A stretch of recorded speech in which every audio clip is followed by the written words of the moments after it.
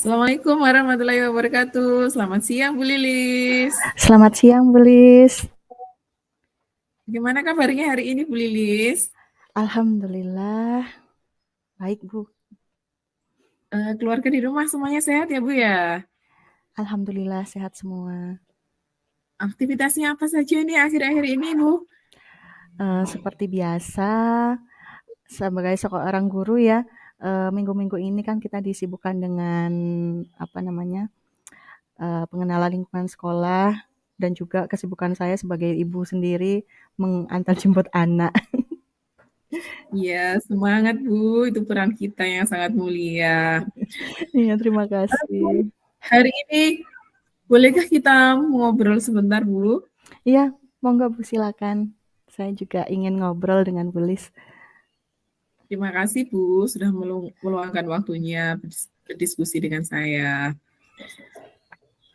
Bagaimana dengan kegiatan di sekolah, Bu? Apakah semuanya lancar? Apakah semuanya berjalan dengan baik? Ya, alhamdulillah lumayan, Bu. Namun, jujur aja masih ada kendala lah, tapi ya, eee, bisa diatasi lah, Bu. Iya. Eh, Terkait yang Bu Lilis katakan, itu ada kendala. Kendala seperti apa, Bu ya? Mungkin Bu Lilis bisa cerita? Iya, sebenarnya, gini, Bu, ini terkait di peran saya sebagai guru bahasa Inggris. Jadi saya mengamati, apa namanya, kok yang lulusan Covid ini ya, Bu, ya, itu cenderung memiliki atensi dan motivasi yang kurang gitu dalam pembelajaran bahasa Inggris. Di mereka bahkan, melabeli, mata pelajaran bahasa Inggris itu sebagai mata pelajaran yang sulit gitu. Jadi ya, apa namanya, saya biasanya kan mengukur ketercapaian anak-anak itu dengan nilai, dengan angka. Jadi masih belum sampai dengan apa yang saya harapkan itu, Bu Lis. Oh gitu ya, Bu. Dari masalah yang Bu Lilis ceritakan tadi, kira-kira apa sih yang ingin Bu Lilis perbaiki atau ingin Bu Lilis capai? Terus apa karena mereka itu lulusan COVID sehingga merasa mata pelajaran bahasa Inggris itu sulit, ataukah ada faktor-faktor lain yang menyebabkan seperti itu, capaian pembelajarannya menjadi kurang dari target atau seperti yang Bu Lilis ceritakan itu tadi? Iya, jadi saya sebenarnya itu ingin, murid-murid saya itu memiliki motivasi yang tinggi dalam belajar. Bisa dilihat dari keaktifannya, kehadirannya, lalu antusiasme mereka dalam mengikuti ajang-ajang kompetensi bahasa Inggris lah. Sebenarnya sih seperti itu. Jadi dengan kehadiran penuh siswa itu bisa menunjukkan kriteria kalau mereka itu punya motivasi yang tinggi untuk memperbaiki hasil belajarnya, ataukah dengan kriteria kehadiran penuh itu bisa menunjukkan keberhasilan dari target capaian itu sendiri, Bu? Iya, jadi, sebenarnya kan motivasi sama semangat itu kan membutuhkan kesadaran diri ya, Bu, ya. Jadi, Ya. saya ingin mereka itu punya kesadaran diri, apa sih pentingnya mempelajari pelajaran bahasa Inggris, apalagi kan mereka murid SMK, Bu, ya, yang nantinya akan bersaing untuk mendapatkan pekerjaan. Tentunya kan skill bahasa Inggris itu sangat penting bagi mereka. Jadi, saya ingin mereka punya kesadaran diri dulu lah tentang pentingnya belajar bahasa Inggris.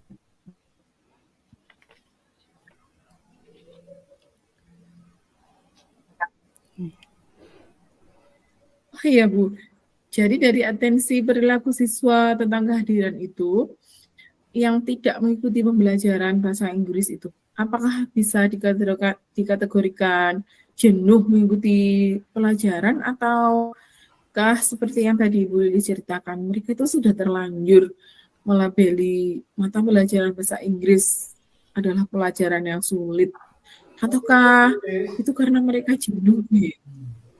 Iya, Itu bisa diceritakan sih? Bukan, bukan sih seperti itu. iya sebenarnya bukan seperti itu kalau saya amati Bu ya. Jadi apa namanya dari kesiapan belajar mereka itu saya amati itu masih kurang. Jadi kalau saya asumsikan sih ini apa materi-materi dasar yang seharusnya mereka udah tercapai itu belum mereka kuasai sehingga saya jadi apa namanya memerlukan usaha yang lebih lagi untuk memberikan dasar tentang materi-materi bahasa Inggris seperti itu, Bulis. Oh, gitu ya Bu ya. Jadi mereka sebenarnya tidak jenuh dan juga karena mereka sudah terlanjur mempunyai pemikiran bahwa mata pelajaran bahasa Inggris itu sulit. Jadi bagaimana ini langkah agar pemikiran siswa tentang belajar bahasa Inggris itu sulit itu bisa hilang? Bagaimana ini langkahnya Bu Lilis untuk menghilangkan pemikiran yang seperti itu? Ya, jadi yang pertama mungkin saya akan mengajak diskusi mereka, mengajak mereka ngobrol agar saya lebih tahu apa namanya apa sih yang mereka sukai, terus apa yang mereka inginkan di pembelajaran bahasa Inggris, ya siapa tahu dengan mengobrol dengan mereka seperti itu saya jadi tahu kebutuhan mereka, sehingga saya bisa menentukan metode atau strategi pembelajaran yang tepat, seperti itu. Jadi menurut Bu Lilis, dengan mengajak mereka diskusi, Bu Lilis bisa menggali apa yang ada di pikiran siswa. Iya begitu ya Bu ya? Iya, Bu. Oh ya Bu, apa yang sudah Ibu lakukan untuk mencapai target capaian hasil belajar siswa Ibu? Iya, ya yang saya lakukan yang pertama mungkin ini ya, saya sudah melakukan asesmen awal. Jadi untuk mengukur kesiapan belajar mereka, terus gaya belajar dan juga minat mereka. Lalu setelah dari asesmen awal itu saya bisa memetakan kebutuhan mereka. Sehingga saya bisa menentukan strategi atau skenario pembelajaran yang tepat buat mereka, seperti itu. Oh ya Bu, apa yang sudah Ibu lakukan untuk mencapai target capaian hasil belajar? Ya, jadi saya dengan hasil asesmen awal tadi, setelah mengetahui apa kesiapan dan gaya belajar dan juga minat, saya mencoba untuk memvariasikan metode belajar atau strategi pembelajaran agar mereka itu tidak jenuh dan juga saya jadi tahu strategi pembelajaran mana sih yang tepat ketika saya memvariasikan model pembelajaran saya. Dalam mencapai target tertentu, pastinya kan ada hambatan-hambatan yang berarti maupun tidak berarti. Lalu apa sih Bu yang menjadi hambatan dalam mencapai target tersebut?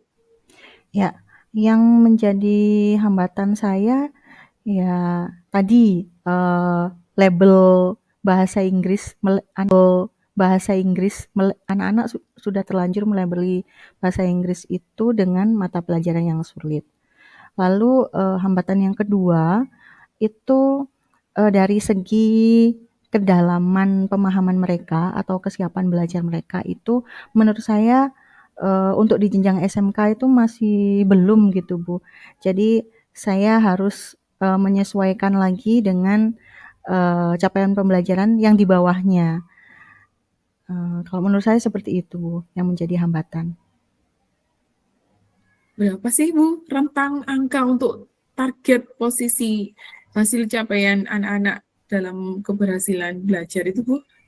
Ya, Kalau dinilai dari angka 1 sampai 10 nih Bu, Ya. mungkin capaian anak-anak itu ada di kategori 4 dan 5 lah Bu. Iya, iya. Jadi cuma Jadi 3. capaian target yang Bu Lilis harapkan kan ada di antara posisi 4 dan 5. Lalu di mana posisi capaian anak-anak agar dikategorikan berhasil atau meningkat?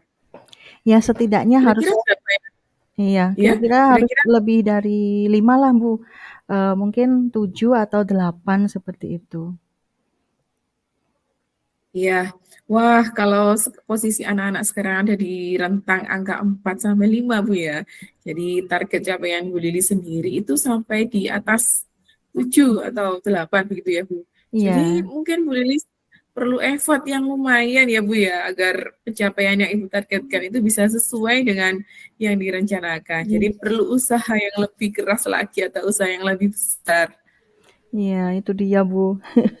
Saya sedang berjuang untuk apa namanya meningkatkan capaian belajar mereka. Nah, sekarang Bu Lilis kan sudah tahu permasalahannya. Apa nih rencana yang Bu Lilis lakukan untuk mengatasi tantangan itu atau hambatan itu? Iya, jadi eh, apa rencana yang akan saya lakukan? Yang Strategi pertama, rencana apa ini yang akan mm, Bu Lilis lakukan untuk mengatasi hambatan atau tantangan itu, Bu? ya, yang pertama ya, tadi saya ingin mengajak ngobrol mereka dulu. Saya ingin tahu tentang apa namanya kompetensi awal mereka, minat dan juga gaya belajar.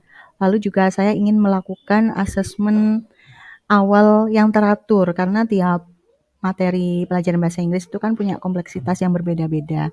Jadi saya sebelum melakukan pembelajaran melakukan asesmen awal dulu sehingga saya bisa menentukan metode apa sih yang tepat kalau kesiapan belajar mereka segini, kalau gaya belajar mereka seperti ini, jadi saya bisa menyesuaikan seperti itu. Nah, Bu ya, kira-kira butuh waktu berapa lama sih untuk mengamati perubahan perilaku siswa dari yang kelihatan tidak semangat atau kelihatannya menganggap pelajaran ini sulit, itu kira-kira butuh berapa lama waktu yang Bu Lilis butuhkan untuk memberikan perubahan dari sikap mereka dari yang menganggap pelajaran bahasa Inggris sulit itu menjadi menganggap kalau itu mudah, seperti itu, Bu. Kira-kira butuh berapa lama? Iya, jadi mungkin saya perlu waktu sekitar 3 bulan atau sampai di pertengahan semester lah Bu untuk mengamati progres awal. Setelah saya amati nanti mungkin saya akan melakukan evaluasi dan juga refleksi untuk menentukan tindak lanjut yang selanjutnya. Seperti itu. Iya. Nah, untuk waktu tersebut sudah efisien, Bu ya. Nah, dari pengamatan yang sudah Bu Lilis lakukan, apa yang menjadi ukuran keberhasilan dan strategi yang Ibu terapkan? Nah, menurut saya, strategi yang saya terapkan bisa dikatakan berhasil jika yang pertama dari segi kuantitatif, mungkin dari antusias mereka, dari atensi mereka, keaktifan di kelas, dan juga kehadiran. Kalau dari segi kualitatif, mungkin saya bisa menilainya dengan angka atau nilai yang mereka capai ya Bu. Ya mungkin kalau mereka sudah mencapai standar nilai atau KKM yang ditentukan sekolah, mungkin saya bisa mengatakannya berhasil. Ya seperti itu.